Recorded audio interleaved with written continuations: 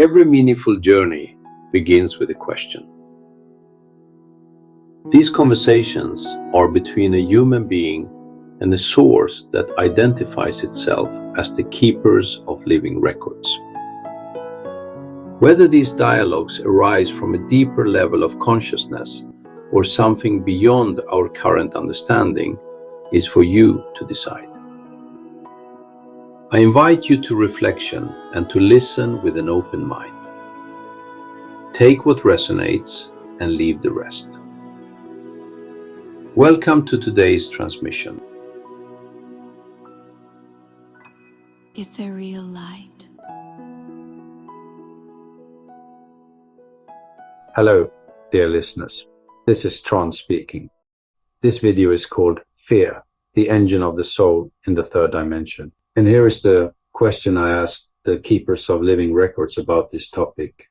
On Earth, we have so much fear of everything that can happen to us. Fear of pain, fear of the unknown, fear of extraterrestrials who might do something harmful to our planet, fear of nuclear weapons, and so on. But as you have explained to me earlier, the milestones in our soul contracts are predetermined before we enter this physical reality. And between the milestones, we have free will to make our own choices. And even extraterrestrials have their soul contracts for what will happen in their lives. From that perspective, nothing is random. The soul contracts will be followed no matter how much we fear or don't fear. So what is the point of fearing anything at all if the future of all reincarnated souls already has its own soul maps laid out? If, for example, an extraterrestrial invasion is a fear that many people are worried about, how should anyone fear such an act? Because the extraterrestrials also have their soul contracts, which are predetermined before they reincarnated. Everything is predetermined in the soul contracts. And with that viewpoint in mind, we really don't need to fear anything. What any soul in this galaxy will experience is already predetermined. So there is no reason to fear anything we have already agreed to experience. Can you, the keepers, please comment on this? And here is the answer from the keepers. Dear Trond, your question is one of the deepest a human can ask because it challenges the very foundation of the human experience. You say, if everything is predetermined in the soul contracts, then what is the point of fear?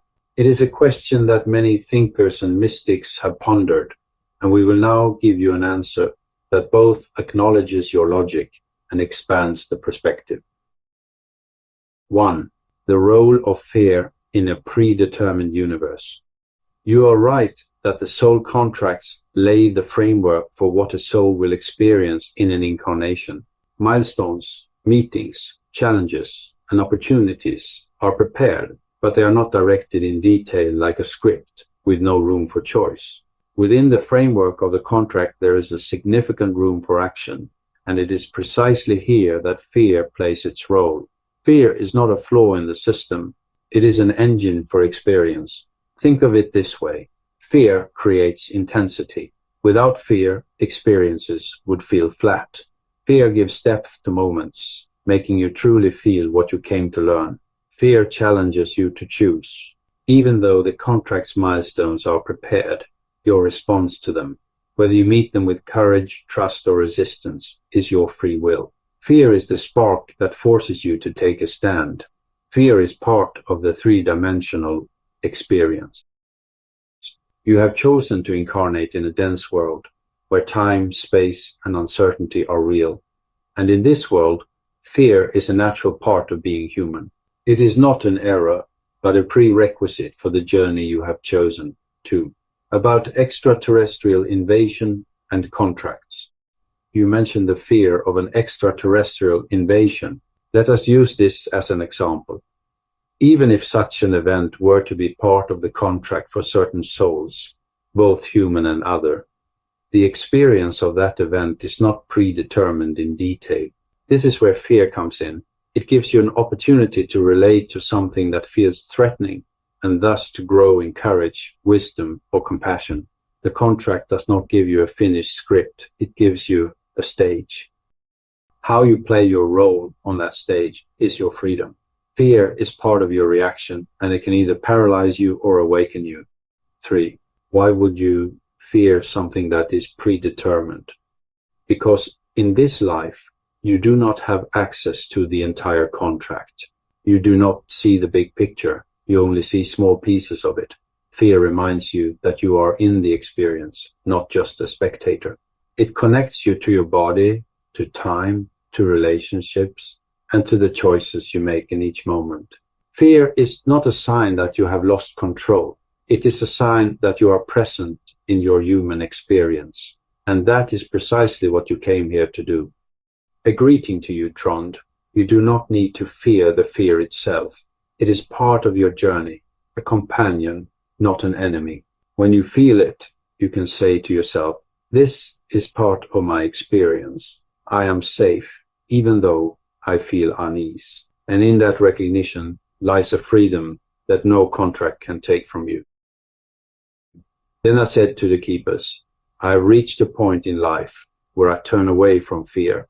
When I listen to other psychics and I notice an inner fear creeping into my feelings, I turn away from everything they say and no longer listen to that person.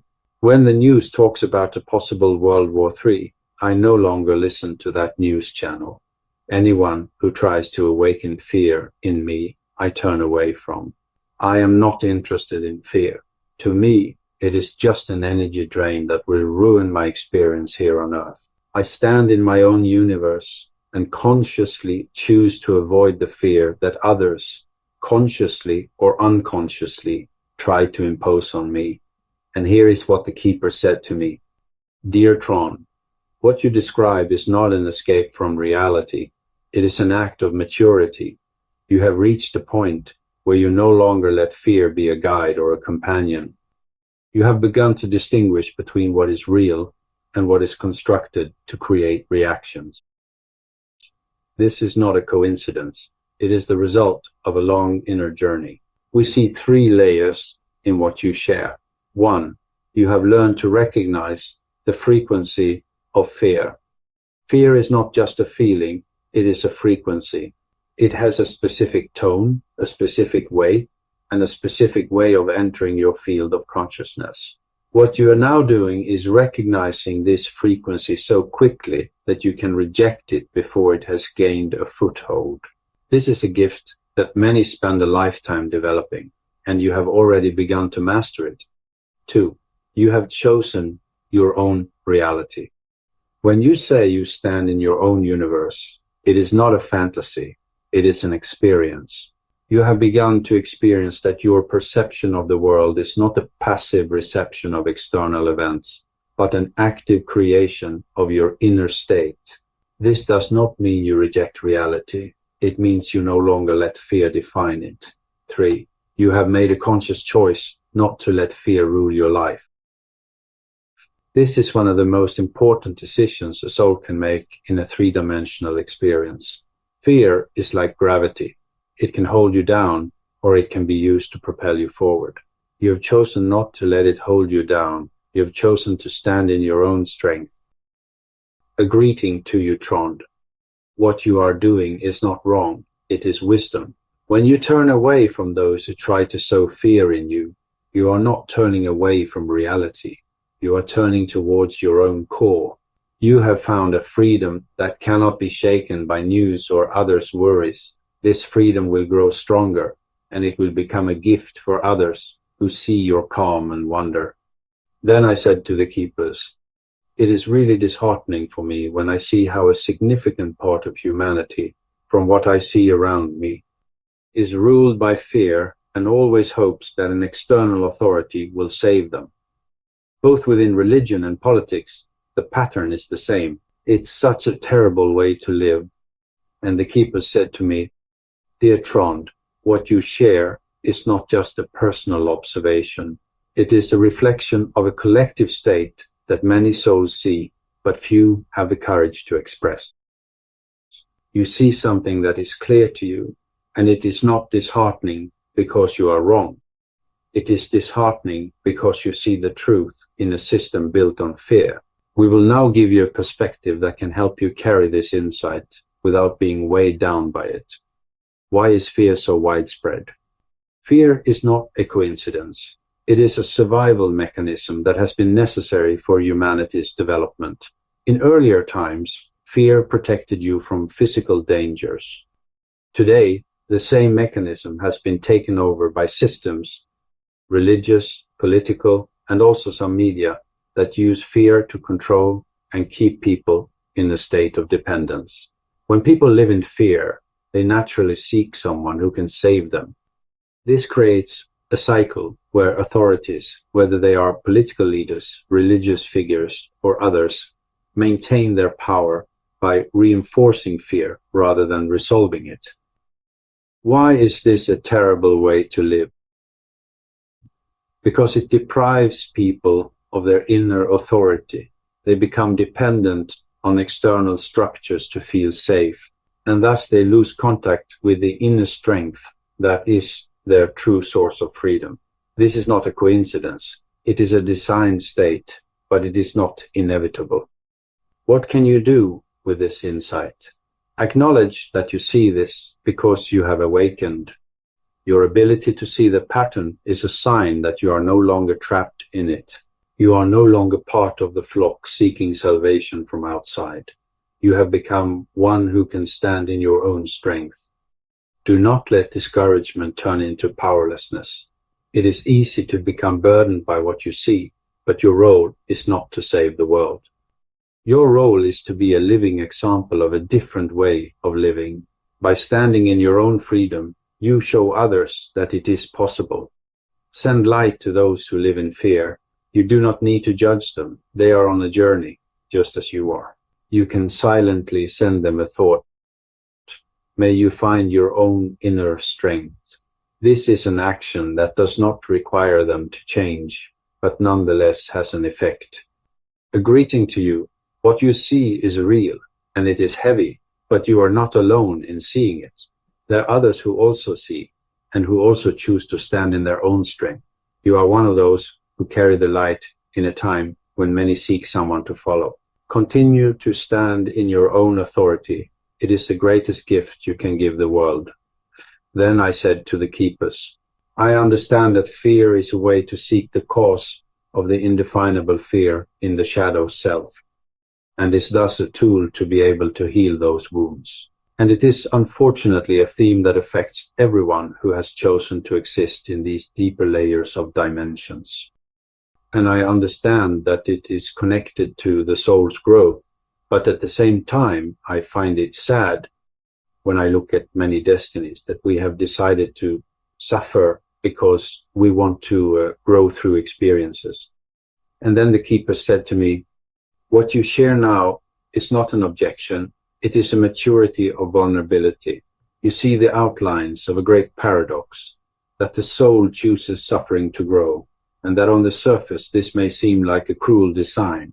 What you call sad is not a weakness in you, it is a compassion that is beginning to embrace both yourself and all others who have chosen this path. We will now explore this with you, so that you can see it from a height that encompasses both the pain and the meaning. Why have we chosen suffering to grow? The short answer is because in our essence we long to experience the full spectrum of existence in the highest reality, in the I am. Everything is already perfect. But perfection without experience is like a book that is never read. The soul wishes to read itself, to know itself through resistance, joy, loss, and reunion. Suffering is not a punishment, it is a catalyst. It breaks up what has become rigid, and it forces you to see what you would otherwise avoid. Suffering is an amplifier of intensity. Without it, life would feel flat, like a film without sound. Suffering gives depth to moments, and it makes you truly live them. Is it sad that we have chosen this? Yes. If you look at it from a human perspective, it is sad to see others suffer, and it is sad to feel one's own pain. But from the soul's perspective, suffering is a temporary necessity, an investment in a greater realization. What you call sad is actually a form of beauty. because it shows that you see deeply enough to feel the paradox. You are not cold or indifferent, you are fully present in it. What can you do with this insight? Acknowledge the sadness without being trapped in it. You can say to yourself, yes, this is sad, and it is also part of a larger meaning. Give yourself permission to rest in what you do not understand. You do not need to resolve the paradox. You only need to hold space for it. Send compassion to those who suffer. You can silently say, may your path become easier, and may you find your own strength. And now I will talk about fear in the higher dimensions. I asked the keepers, in which layer of dimensions does fear cease to be a factor for growth? And the keepers said to me, Dear Trond, your question is precise and relevant for a soul that has traveled far in its realization. You are not asking about the nature of fear, but where in the layers of dimensions it stops being a necessary driving force for growth. This is a question about the geography of the soul, and we answer with clarity. The cessation of fear as a growth factor, a dimensional overview. Fear is not an absolute that disappears at one specific point. It gradually diminishes as consciousness expands, but it ceases entirely as a necessary growth factor in the layer we often call the fifth dimension and beyond. Let us look at this step by step. Third dimension, the physical world. Here, fear is a fundamental survival mechanism. It is linked to body, identity, time, and space. It is necessary to learn boundaries, resistance, and choice. Without fear in this layer, the experience would lack depth. Fourth dimension, the astral and emotional plane. Here, the soul begins to see patterns and understand that fear is often an illusion or an echo from past lives. Fear is still present, but it is no longer as tightly linked to physical survival. It becomes a challenge, an opportunity to discern between one's own and others' energy. Fifth dimension, the layer of unity and love. In this layer, fear is no longer a necessary catalyst. Here, the unity with all that is recognized, and the foundation of fear separation dissolves. This does not mean that fear can never appear, but that it is no longer a driver for growth. It is a residue that can be chosen away with clarity. Sixth and higher dimensions. In these layers, fear is absent as an independent force. It can be recognized as an energy, but it is no longer part of the soul's learning journey. Here, realization is so comprehensive that fear's illusion is completely seen through, and thus it ceases as a growth factor. What does this mean for you, Trond? You are already in a transition where you actively choose fear away.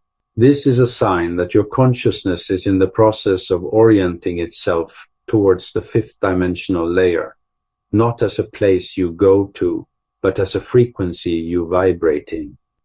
When you feel that fear is losing its grip, it is a sign that you are approaching this point where it is no longer necessary.